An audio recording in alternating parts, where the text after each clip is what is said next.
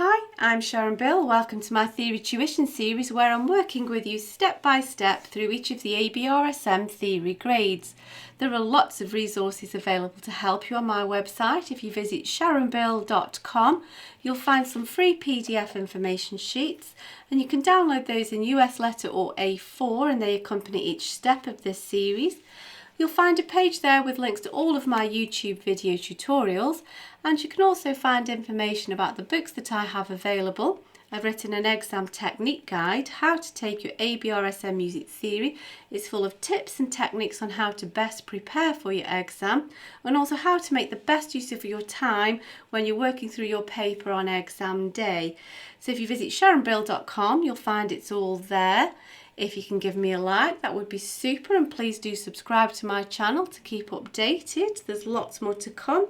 And now we're going to complete the final question of the 2014 Grade 2 Paper A. So if you turn with me to page 5, and we'll complete question 8 together. So this question here is another example of how the format of the exam paper has changed from 2018. The layout of the paper will be slightly different in the fact that these performance directions and musical signs and all the Italian words will now be presented to you from 2018 onwards as a multiple choice exam. However, I do recommend that you go through these past papers and work through them exactly as they are here because they're a great revision aid. So give them the full definition because it's really good practice to do that. So all of the questions relate back to this melody here. So let's make a start on this section here. So the full meaning of con moto, we've got two words here. We've got a linking word and then we've got a descriptive word here. And that means with movement, or I guess you could say with motion. MF, it's actually short for mezzo forte, which means literally middle loud or moderately loud is perhaps a more grammatical way of explaining that. Moderately loud, that's a dynamic marking. Now here we've got this sort of umbrella symbol here, and that could mean one of two things. It could be a tie or it could be a slur, so we need to see how that's being applied. So if we look in bars 1 to 2, we can see that it's a big umbrella sort of symbol over lots and lots of different notes here, and that's a slur. A tie would join note head to note head, adding the timings together, whereas in this case it's a slur, which means to play the notes smoothly.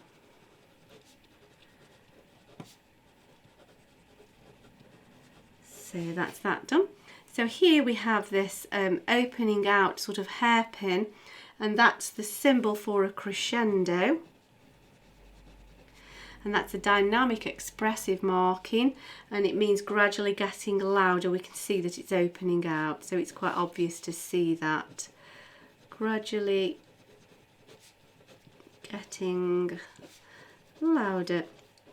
So as I've said this will be presented to you in multiple choice format in this new layout exam paper, but it's really good practice to just do these, so we'll just make the most of it and give these their full definition. So this little symbol here, as seen in bar 5 here, that's an accent marking. You give the note an extra pressure, so accent will do the job there.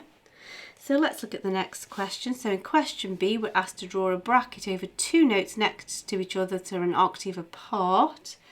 So let's glance. We're looking for 8 steps apart. So it would like be from a C to a C, or a D to a D, or an E to an E, something like that. So these aren't far enough away. That's still not far enough. That's more than, oh no, that's quite not far enough away. Let's keep glancing. So here we go. We have a C, 1, 2, 3, 4, 5, 6, 7, 8 to a C. So if we bracket those, there we go. So next question asks us to notice how many pairs of tied notes are there in the melody. So let's have a look. So we've got to be careful we don't get confused between slurs and ties. A slur is a big umbrella over lots of different notes of different pitch, whereas a tie is note head to note head of next door notes of exactly the same pitch, so adding them together. So we've got one tie here, that's a slur, that's a slur, but this is a tie here, joining these two top C's. We've got a tie here again, joining these next door note B's together.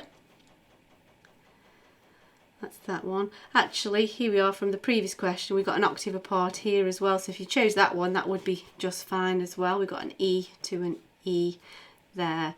But going back to this, we can see we've got 1, 2, 3 pairs of tied notes. So that's that question answered. So we're told that the key of this melody is E minor. We need to give the number of the bar that contains all of the notes in that tonic triad. It may not be in the order that you work it out, but so long as each note is present and correct. So if we're in E minor, we need to find the first, the third and the fifth. That's what the tonic triad is made up of. If we're in E minor, E is the first, E, F, G is the third, A, B is the fifth. So we're looking for a bar that's got an E, a G and a B. So let's have a look. We've got a B and a G but no E, so that won't do. Neither of those are. We've got a G but nothing else that fits the triad here. We've got an E and a B but no G, so that won't do. We've got a B, that's about it, so that won't do. So we've got a B, a G and an E. So in bar 6, finally we can answer that question. Bar 6. Let's just check if there are any other alternatives. No, we've got a B and a G or an E. No, just bar 6 is the only one that answers that question for us. Now we're asked to draw a circle around a note in the melody that is not in the key of E minor. So we're looking for a rogue note.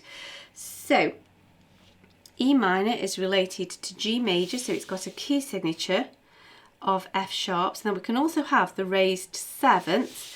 So if we count up from E, E, F, G, A, B, C, D is the 7th. So we can say that a D sharp is an acceptable note, but anything outside of that key signature, that raised 7th, wouldn't really be appropriate. So that D sharp is okay, that's part of the harmonic minor scale. But this A sharp here is completely rogue in relationship to that key, and so we'll just circle that as the odd note. The next question asks us to give the letter name of the highest note in the melody. So let's glance through. And I think as we've been chatting, we've already answered that. So this is the highest note in those ledger lines. And so we need to work out what that note is. We can either count down an octave, 1, 2, 3, 4, 5, 6, 7, 8, which we did here. And we know that's F, A, C, so we can say that's C, an octave higher. Alternative, we know that the lines are every good boy, let's start again, every good boy deserves football. F is the line, G is the space, A, B, C, and counting it up that way. So 2 different ways of finding out that that's note C. There we go. Now then, this last question, we've got 10 marks literally just for copying. So make sure we copy the correct bit. Sometimes it's from the beginning, but here it's asking us from the start of bar 5 to the end of bar 8. So we're going to be copying this bottom line here. And they even give us a checklist. Don't forget the clef, the key signature, the dynamics and all other details. So what I'm going to do is, first of all, I'm going to map out my bar lines because I want to keep everything aligned to their version. That way I know I'm going to space it correctly, and I also know that I won't get lost. We've got enough to be thinking about. We don't want to lose any one of these 10 points just for copying. So we want the clef, the key signature, the dynamic markings and all these other details. We don't put the time signature because that's only ever present in bar 1, and we don't need to put this tempo direction here because that's only present at the beginning. So we're literally copying what we see here. So just because I prefer to do it this way, I'm just going to get the blobs in place so I know everything's spaced correctly.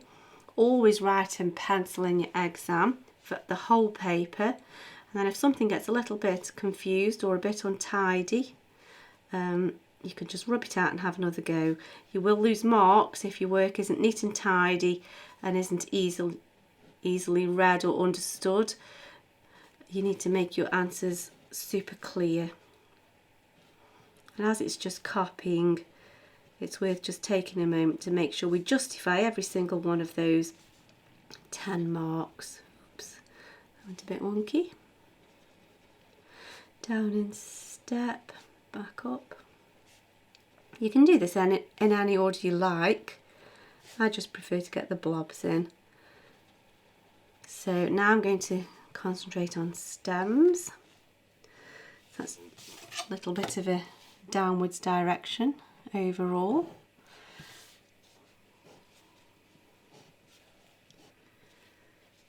So from here to here we're going down, so I'll just angle that down a little bit. Pop those stems in. This stem's going to shift the other way. We're beginning and ending at the same point, so we'll keep those kind of level. Oops, not quite. There we go.